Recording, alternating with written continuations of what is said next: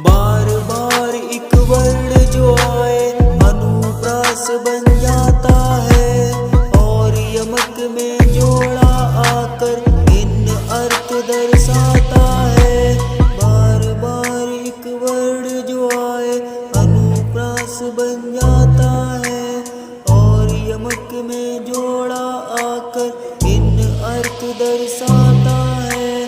अतिशयोक्ति में बढ़ा चढ़ाकर छोटी बात बताते हैं। कक्षा 9वीं के छात्र छात्राएं यहाँ पर अभिनय के द्वारा आपको अलंकार समझाने जा रहे हैं। तो सबसे पहले हम जान लेते हैं अलंकार क्या है। अलंकार यानी कि जो शब्द या अर्थ किसी काव्य के साथ जुड़कर उसकी सौंदर्य को और बढ़ा देते हैं, वही अलंकार होते हैं। अलंकार का प्रथम प्रकार है अनुप्रास अलंकार। तो आइए जानते हैं अनुप्रास अलंकार क्या है। क्या आप जानते हैं अनुप्रास अलंकार क्या है? मैं बताती हूँ आपको। अनुप्रास अलंकार का अर्थ वह होता है वाक्य में एक वर्ण बार बार आता हो, वह अनुप्रास अलंकार कहलाता है। चलिए मैं इसके आपको रोचक उदाहरण बताती हूँ। रघुपति राघव राजा राम, इस वाक्य में रा वर्ण की आवृत्ति बार बार होती है, तो यह अनुप्रास अलंकार कहलाता है। तो चलिए अब हम यमक अलंकार जानते हैं। चलिए अब मैं आपको यमक अलंकार से परिचित कराता हूँ। जहाँ काव्य में एक शब्द की आवृत्ति हो लेकिन वहाँ पर उसका अर्थ अलग अलग हो, वहाँ यमक अलंकार होता है। अब मैं आपको इसके कुछ उदाहरण बता रहा हूँ। काली घटा का घमंड घटा, यहाँ पे पहली घटा का अर्थ है बादल और दूसरी घटा का अर्थ है घटना। ध्यान रखिएगा, अनुप्रास अलंकार में वर्ण की आवृत्ति होती है और यमक अलंकार में शब्दों की आवृत्ति होती है, और शब्दों के अर्थ भी अलग अलग होते हैं। तो चलिए इसी के साथ हम बढ़ते हैं श्लेष अलंकार की ओर। क्या आप जानते हैं श्लेष अलंकार क्या होता है? चलो कोई बात नहीं, मैं बताती हूँ। जहाँ जिस काव्य में एक ही शब्द से कई अर्थ चिपके रहते हैं, वहाँ पर श्लेष अलंकार होता है। चलिए मैं आपको एक उदाहरण देकर बताती हूँ। रही मन पानी राखिए, बिन पानी सब सुन, पानी गए ना उबरे, मोती मानस सुन। यहाँ पर पानी के तीन अर्थ हैं। मनुष्य के साथ इज्जत, चून के साथ पानी और मोती के साथ चमक। ये अब हम चलते हैं उपमा अलंकार की ओर। क्या आप जानते हैं उपमा अलंकार क्या होता है? मैं हूँ उपमा, मैं बताती हूँ आपको अलंकार के बारे में। जहाँ एक वस्तु को दूसरे वस्तु के साथ रखकर समान गुणों के कारण समानता दर्शाई जाती है, वहाँ उपमा अलंकार होता है। इसका एक रोचक सा उदाहरण है पीपर पात सरस मंडोला। चलिए मैं आपको उपमा के अंग बताती हूँ।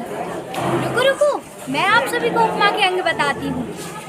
यहाँ पर मन हमारा उपमेय है और उपमान पीपर पात है। मन उपमेय है क्योंकि मन की तुलना पीपर पात से की जा रही है।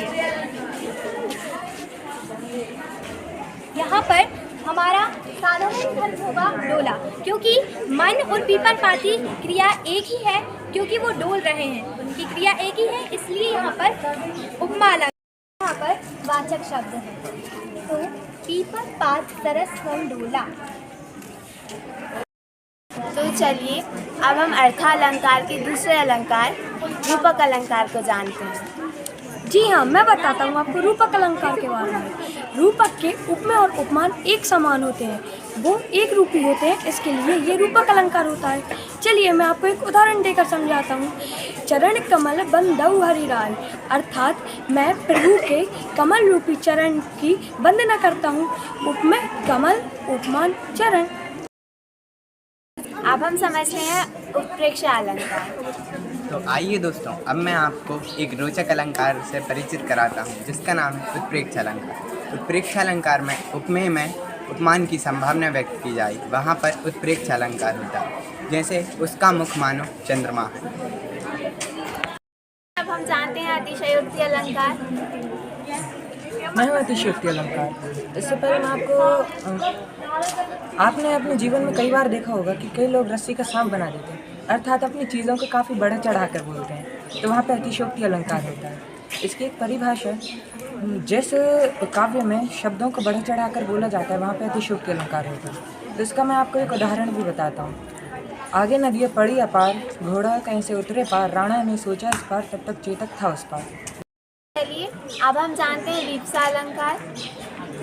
चलिए तो अब मैं आपको विपसा अलंकार के बारे में बताता हूँ। आदर, हर्ष, शोक, विस्मय आदि बोधक आदि भावों को प्रभावशाली रूप से व्यक्त करने के लिए जिन शब्दों की पुनरावृत्ति होती है उसे विपसा अलंकार कहते हैं। इसको और ज़्यादा अच्छे से समझने के लिए मैं एक उदाहरण देता हूँ।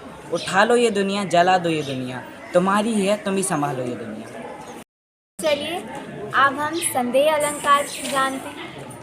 तो कैसे हैं आप लोग? आज मैं आपको समाज प्रशासन संदेह अलंकार को लेकर, आप में से बहुत सारे लोग किताब तो पढ़ते ही होंगे। आप कुछ पंक्तियाँ पढ़ के उसमें संदेह हो जाता है, नहीं समझी? मैं समझाता हूँ। जहाँ पर कुछ वस्तुओं के समानता के कारण संदेह बना रहता है वहाँ पर संदेह अलंकार होता है।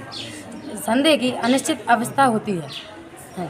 चलिए इस उदाहरण के जरिए समझते हैं कि सारी बीच नारी है कि नारी बीच सारी है, कि नारी ही सारी है कि सारी ही नारी है। चलिए अब हम मानवीकरण अलंकार से मानवीकरण अलंकार समझते हैं। क्या आपको पता है मैं कौन हूँ? मैं हूँ मानवीकरण अलंकार। मैं प्रकृति और निर्जीव वस्तुओं को मनुष्य के हाव भाव के साथ दर्शाती हूँ। चलिए अब मैं आपको एक आकर्षक उदाहरण के साथ समझाती हूँ। जैसे कि फूल हंसे कलियाँ मुस्काई, यहाँ पर फूल और कलियाँ मानवीकरण अलंकार का रूप धारण कर रही हैं। धन्यवाद।